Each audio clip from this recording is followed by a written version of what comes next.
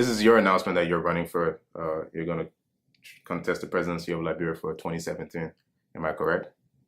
Well, I don't know whether it's an announcement. I don't know whether it's an announcement, but here's the issue though. I've been approached by quite a number of people, both domestically and internationally, to take a look at running for president. So the quick answer is we'll stay in the formative stages in planning that. And at some point, my team will make a determination whether to go forward. But at this point, the chances are probably 90%. 90%. Okay. So why do you think you're the best candidate for the presidency? Because in order to run, you must think that you have a chance of winning. Well, if I were to run for president, what distinguishes me from the crowd is the whole issue of integrity.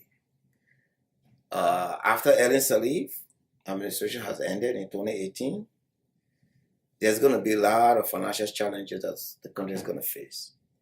And we are going to continue to depend on domestic resources to move the country forward. We are going to also continue to engage the international community to move the country forward.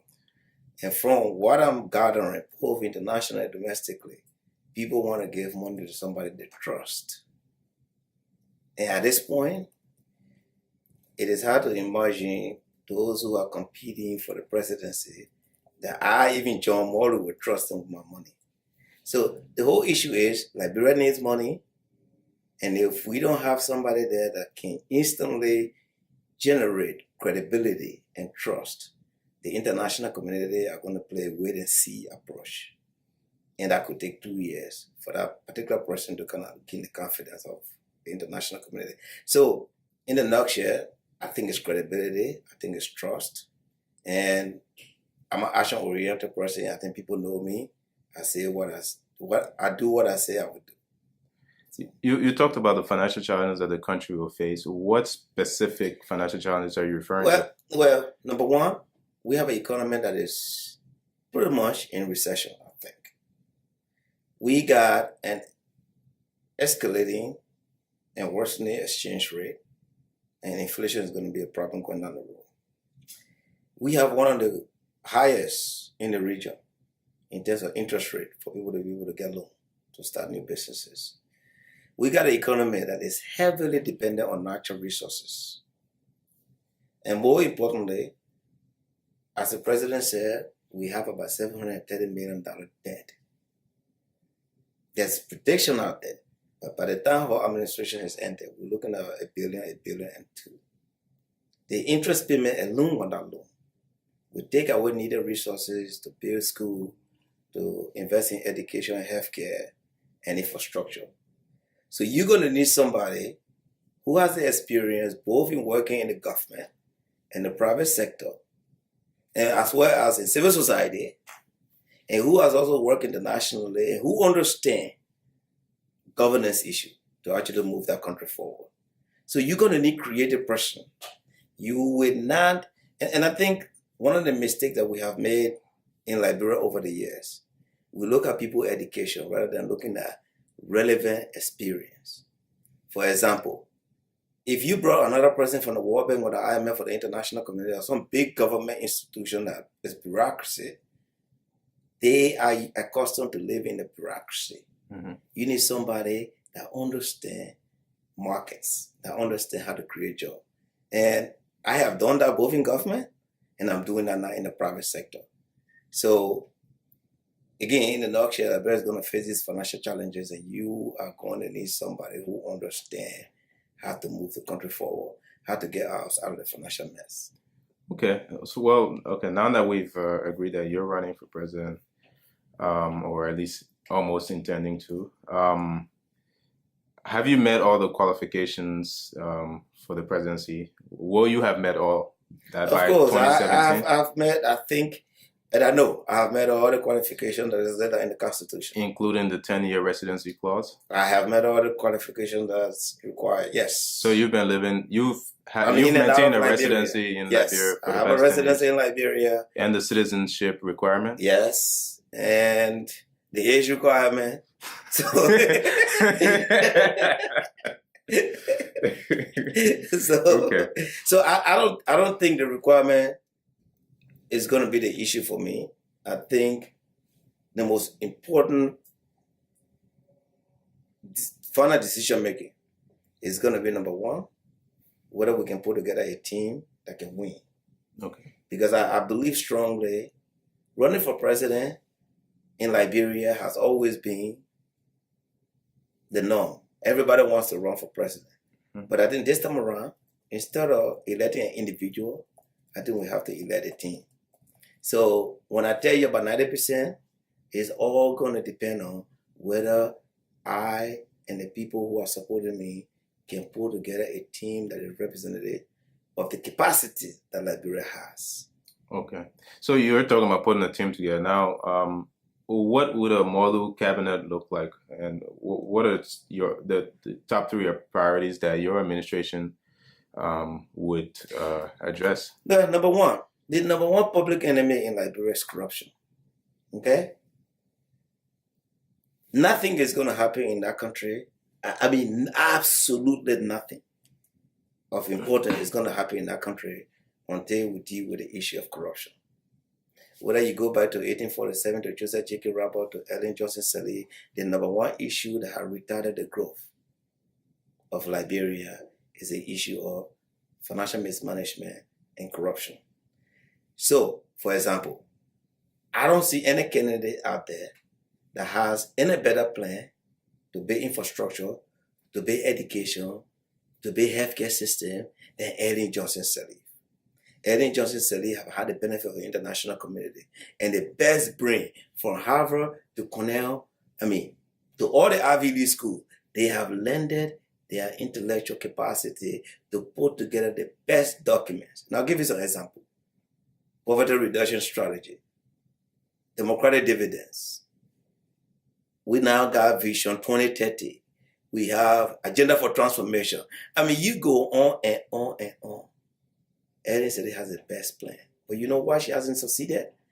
Because every dollar that is stolen is one less dollar that is left for her to implement her poverty reduction strategy or agenda for transformation.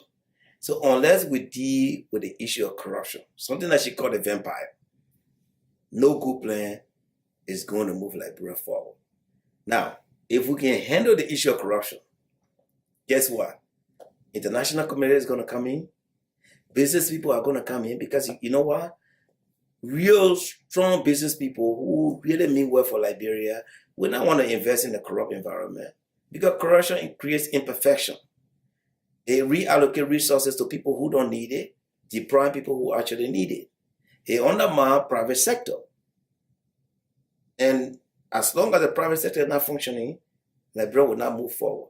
So again, whether you're talking about the private sector as the engine of economic growth, whether you're talking about healthcare and investment in health delivery system, whether you're talking about education, infrastructure, human capital development, all of these things are important. And in a government, we have to do those things to move the country forward. But if money is stolen and corruption is the way of life, guess what? Every dollar will be taken away and bank in some other country. And this is what I say. If I were president today, the first thing I would do, I would sign a compact with the international community, particularly America and Europe. The same way Kenya is doing, the same way Nigeria is doing, we have to recover every penny that is stolen. And this is where we test the commitment of the international community for good governance. And I believe the Americans will be happy. They're doing it for Kenya, they have done it for Rwanda, they are doing it for even Guinea-Bissau, Equatorial Guinea. In these countries, if they can do it for this country, how about Liberia, the stepchild? But we need a president that will take the bold step and tell America, look, thank you for all the help you're giving us, but we're not seeing the benefit because corruption has undermined our ability. And I think that's what the president of Liberia should have taken Barack Obama offer to fight corruption, just the same way he helped Liberia fight Ebola. So this compact, can you just clarify specifically what you're talking about? Well, for example, like in Kenya now, okay? The Americans in Kenya have an agreement. They will fight illicit flow of money. All right? If you're in Liberia, you make it $500, but all of a sudden you got $1 million hotel and the money is being moved around, we will make sure to determine where you got it from. If you can determine, we'll take it from you. Number two, we will make sure that those who have engaged in corruption don't flee to America and Europe and live in heaven. You'll be brought back. So these are some of the things that Kenya is doing. These are some of the things that Nigeria is doing that I think we should reach out to America, and America, with their capacity and their understanding of international flow of money, can help or recover some of those assets and serve as a deterrence for future officials of government. But Liberia already has an agreement with the U.S. in terms of transferring fugitives or helping investigate issues. What would be the difference? Well, transferring fugitive, that's a long-standing agreement, right, between the country. What I'm proposing is an agreement on financial crime. Okay. Under the Patriot Act, under the Foreign Corrupt Practices Act, there are a lot of provisions within the U.S. law that Liberia can take advantage of to specifically, and I'm not talking about somebody who go murder somebody around here and they have to be sent back. I'm talking about financial crime. We have to focus our attention on asset recovery, confiscating stolen assets, and I think America will be important in that direction. The British are doing it for Nigeria, the Americans are doing it, and I think by reaching out to the United States, corrupt people in Liberia will have no more safe haven. So besides corruption, do you have any other priorities? Yeah, of course. I mean, like I told you from the beginning, and the president, we want the people to have good health care. So we will invest massively in health care. This is what I'll say. For every dollar that is saved from corruption, 60% goes towards health care, 40% goes towards education. Okay? For example, Liberia today have 51 doctors. We're a country of 4.2 million. That's a lot of people to very few medical professionals. So here's one plan I would suggest. And this is what we will do immediately. We will examine the national budget, okay? And I can tell you we'll find roughly, right now, $50 to $60 million that will enable us to bring 225 medical doctors at somewhere between 120 to 150,000 Liberian medical doctors. Those who are retired and those who just want to return back home. It's not going to be somebody from another country, real Liberians who want to return home. We can find and sign a contract with them. Within 5 years, they can return home. And part of their working in Liberia as medical doctors, they'll be teaching at a medical school. Building the capacity of the medical system. So there are ways you can quickly, without even looking for additional money, just within the context of the Liberian government budget, you can be able to extract money from savings to be able to do that. The other issue is education, right? You know what Thomas Jefferson said? The biggest challenge to democracy is our educated society. This is why when I went to the General Auditing Commission, I made a choice. They could live in a mansion. They could have big vehicle. They all could have gasoline. I cut all of that off. I said, okay, instead of having me distribute gas coupons on you guys or giving you guys vehicle, everybody go buy their own vehicle if you have money. But we're going to take every penny and we're going to put it in capacity building and training. During my tenure at the GAC, over 200 people had the opportunity to go overseas. Whether they were doing attachment in Uganda, whether they were working in Ghana, they had the opportunity to be able to be exposed to a different system. 45 plus people had the opportunity to get an MBA. We didn't have to. And I had the smallest budget, right? My budget at GAC when I got there was $450,000. By the time I left, it was about $3.2 million. Within that budget, I was also auditing over 90 institutions of government. 90 institutions of government on a $3.2 million. When one audit conducted by KPMG cost $1.6 million. But as an institution, the government of LeBron gave me 3.2 million. And within that 3.2 million, we were able to educate 45 people with MBAs. Because we forgo vehicle, we forgo gasoline, we forgo buying generator every year. And we use that money to educate people. And I believe if we could do it at GSC with such little budget, today GSC budget is twice the budget that I had when I was there. And I did more audits, right? And so if I could use the little $3.2 million, do all the HIPIC audit, did everything I was supposed to do, plus send people overseas, plus educate people with MBAs, multiply that across government. If we all were doing that 45% per institution, per every 3 years, you have an educated society. So, since we're talking about your time at the General Auditing Commission, when you were there were a lot of commentary that you were very political, and one of the statements you made while you were there was that Ellen, President Sirleaf's government was 3 times more corrupt than the past transitional government. Was that an accurate and fair assessment? And if so, what specifically in her administration did you identify that made you Okay, come to that assessment? that's a good question, right? Let me give you another example. I went to Liberia. I said the government was 3 times corrupt. I discussed this with the president. She was aware of it even before I made a pronouncement. She did not dispute the fact before I made a pronouncement. And even after I made a pronouncement, she's never disputed the fact. They only say they meant political. But that's what every Liberian said. If you are a Liberian to do bank reconciliation, to account for public money, they say you're political or you wish hunting me. So it's a standard defense. So I'm not even going to give credence to that. But maybe the Liberian people would like to hear the facts for the first time. Maybe. 1, on June 9th, President Sirleaf and I met and discussed the 3 times corrupt. That was the year before. I mean, May 9th, not June 9th. May 9th. Let me take that. What year? 2007. Okay? I think she was coming to the stage the next day. We discussed it. She was aware. And she knew the problems. Because number one, we were very close personally. Besides Auditor General, we were very close as family friends. So I could tell her anything. So she knew.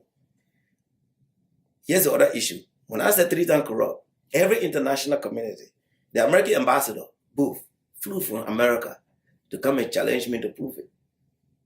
The EU said I had to prove it. GMAT said I had to prove it. So I said, fine. The American ambassador spent 7 hours in my office. And after that, he went back to the president and told the president, leave him alone. EU told him, leave him alone.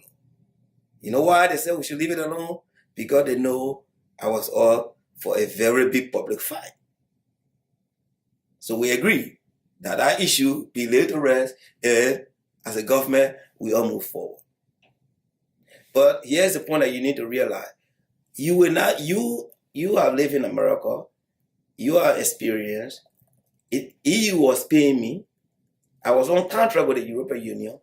If I could not prove my 3 times corrupt, you think they would have kept me on? They would not have kept me on. Not only did they keep me on, they renewed my contract for another 2 years. I was only supposed to be in Liberia for 2 years to get Liberia to HIPIC. And after that, my contract was ended. That's why I took a leave of absence from Unisys, where I work. I never quit my job because I only go for 2 years.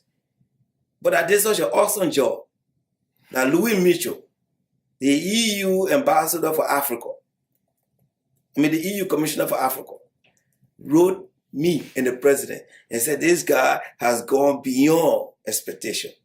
And we have asked him to kindly stay on for another 2 years. So again, the whole 3 times corrupt was not something that was said in vacuum, was not something that was not supported. Because if it was not supported, I was hired under the GMAT program. There was a lot of pressure for me to be dismissed. In fact, some people even called for me to be charged with treason. Okay? It didn't happen thanks to Clayton Watterson. Senator Clayton Watterson had to intervene and said, no, the guy is doing his job. You can challenge him on the fight, but you cannot charge him with treason. But in any event, I won't go to the details because that was an agreement. We said, I'm going to be back, going to move forward. But I'll give you one example, right? I'll give you one example quickly. I go to Liberia. Before I get there, I talk to all finance ministers that I could lay my hands on, former finance ministers. The first thing they all told me, go and ask for the carry forward balance. Those who don't know accounting, let me put it in a very simple term. Whenever you end the month, they send you a bank statement, right? In your bank statement, you either got $0 or you got -$, or you got some dollar left over that you carry over the next month, right? In the case of Liberia, every year, there's no balance carry forward. So that means Liberia begin afresh every year.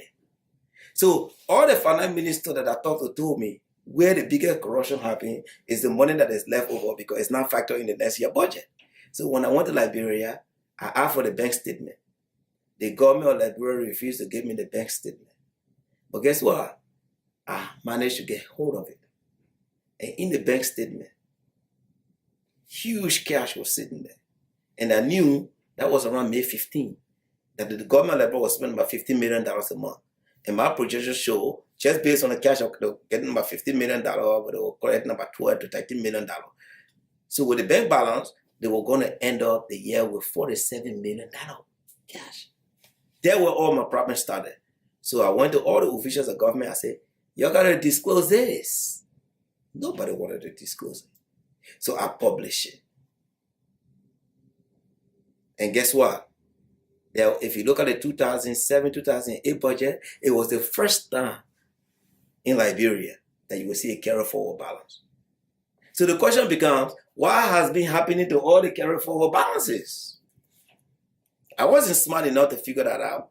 It was the former ministers of finance that I asked. I said, look, what should I be looking for? And they say the first thing you should look for is X, Y, and Z. And that's where I look for the carry forward balance.